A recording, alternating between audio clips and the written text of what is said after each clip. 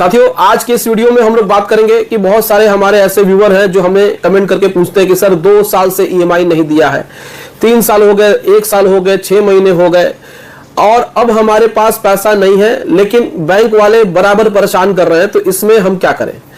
देखिए, unsecured loan के मामले में अगर मामला अनसिक्योर्ड का है, आपने किसी प्रकार से कोई प्रॉपर्टी बंधक नहीं रखी है, अनसिक्योर्ड लोन लिया है, पर्सनल लोन लिया है या बिजनेस लोन लिया है या क्रेडिट कार्ड है किसी प्रकार से, और तकरीबन 2 साल से, 1.5 साल से, 1 साल से 6 महीने से आपने कोई भी ईएमआई नहीं दिया है, 1 भी रुपया बैंक को नहीं दिया है और बैंक वाले बहुत ज्यादा आपको परेशान कर रहा है, तो ऐसे सिचुएशन में आपको क्या करना है। देखिए, अगर पैसा है तो पैसा आप दे दीजिए, नहीं पैसा है तो बिल्कुल भी परेशान मत होइए। ऐसा नहीं है कि बैंक वाले बहुत ही आपके ऊपर हरासमेंट करेंगे। वो देखिए, एक समय तक वो आपको परेशान कर सकते हैं, लेकिन वो भी नहीं चाहते हैं कि मामला लीगल में जाए। आज तक कर्जदार को लगातार किसी को जेल नहीं हुई है, बेल करा करके लोग अपना केस लड़ ही रहे हैं। लेकिन इसमें आपको बिल्कुल भी डरने की जरूरत नहीं है, वो नौबत एकदम लास्ट की होती है। आपको क्या करना है, आपको सीधे सीधे इनको एक लेटर भेजना है, या तो मेल से भेज दीजिए या तो हाथों हाथ जाके दे दीजिए। देखिए क्या होता है, बहुत सारे लोग कंफ्यूज हो जाते हैं कि बैंक को जब भी कोई लेटर देना होता है तो लोग स्पीड पोस्ट करते हैं। स्पीड पोस्ट नहीं करना है। स्पीड पोस्ट करने से क्या होगा, बैंक वाले उसको रिसीव नहीं करेंगे, और जब आपका लेटर रिसीव नहीं होगा तो आपका काम नहीं बनेगा। तो जब भी आपको बैंक को लेटर देना होता है तो वो आप उनको मेल करिए। मेल एड्रेस आपको कहां से मिलेगा, मेल एड्रेस आपको बैंक के कस्टमर केयर से मिल सकता है, या फिर आप बैंक में जाकर के पता कर सकते हैं, या फिर ऑनलाइन गूगल पे चेक कर सकते हैं। मेल भेजने से आपको बहुत ज्यादा राहत होगी। जो बात आप बैंक को बताना चाहते हैं वो आप ईमेल के माध्यम से भेज दीजिए, ईमेल उनको तुरंत प्राप्त हो जाता है। या अगर मैनेजर का व्हाट्सएप नंबर है तो व्हाट्सएप पे भी भेज सकते हैं, आजकल व्हाट्सएप को भी मान्यता दी गई है। तो जो भी आपकी समस्या है उस समस्या से बैंक को अवगत करा दीजिए। एक बार आप बैंक को बता देंगे कि भाई देखिए, हमारे पास पैसा नहीं है लेकिन हम पैसा देने की नीयत रखते हैं। आपको कभी ये नहीं कहना है कि सर हम पैसा नहीं देंगे।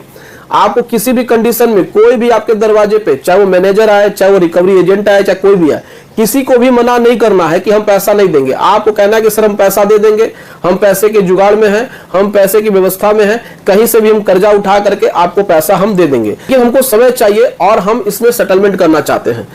आपके इतना ही कहने मात्र से ही आपके ऊपर किसी प्रकार से कोई केस नहीं बनेगा। देखिए, बैंक हमेशा विलफुल डिफॉल्टर के आधार पे ही आपके खिलाफ 406, 420 यानी कि आजकल जो बीएनएस की धारा जो बन गई है 316 और 318, इसमें क्या होता है, ये किस तरीके से लगता है, इसको भी जानना जरूरी है। जो बात बात पे बैंक वाले आपको नोटिस भेज देते हैं, समन आ जाते हैं कि आपके ऊपर हमने 316, 318 लगा दिया है, तो 316 और 318 केवल विलफुल डिफॉल्टर के लिए है। विलफुल डिफॉल्टर का एकदम मतलब समझ लीजिए एकदम आसान भाषा में कि जो व्यक्ति गलत डॉक्यूमेंट के आधार पे बैंक से पैसा लेता है, बैंक के साथ फ्रॉड करता है, बैंक का फोन नहीं उठाता है, बैंक से बातचीत नहीं करता है और 1 रुपया भी वो ईएमआई के तौर पे नहीं जमा करता है। तो जब ये इतनी कंडीशन होती है तब जाके विलफुल डिफॉल्टर का केस उसके ऊपर लागू होता है। ये इस तरीके से आपराधिक एक षड्यंत्र होता है, तब जाके 316 और 318 यानी 406, 420 का मुकदमा बनता है। उसके अलावा किसी और आधार पर लोन डिफॉल्ट के मामले में ऐसे मामले नहीं बनते हैं। तो आपको तो इस बात से डरना ही नहीं है। बैंक वाले देखिए, चेक आपने दिया नहीं है, ईसीएस आपका कटा नहीं था, तो एक यही मुकदमा बचा, वो भी कुछ कर नहीं पाएंगे। आर्बिट्रेशन में आपको नोटिसें आएंगी, आप नोटिस का जवाब दे दीजिए। आर्बिट्रेशन में 6 महीने का समय लगता है, उसके बाद भी जब आर्बिट्रेटर अवार्ड इशू कर देगा तो उसके बाद भी 2-4 महीने का टाइम लगेगा। तब तक तो आपके पास पैसा हो जाएगा और लोन डिफॉल्ट के मैटर में सेटलमेंट मुकदमे के किसी भी स्टेज पे हो सकता है। तो ये जो आप लोग डर जाते हैं, इस डर को अपने मन से निकाल दीजिए। 15 साल हो गए इस काम को करते हुए हमें, और इसमें हमने बहुत सारे लोगों का केस सॉल्व कराया है, बहुत सारे लोगों का हमने इसमें सेटलमेंट भी कराया है। तो इसमें किसी प्रकार से कोई भी परेशान होने की जरूरत नहीं है।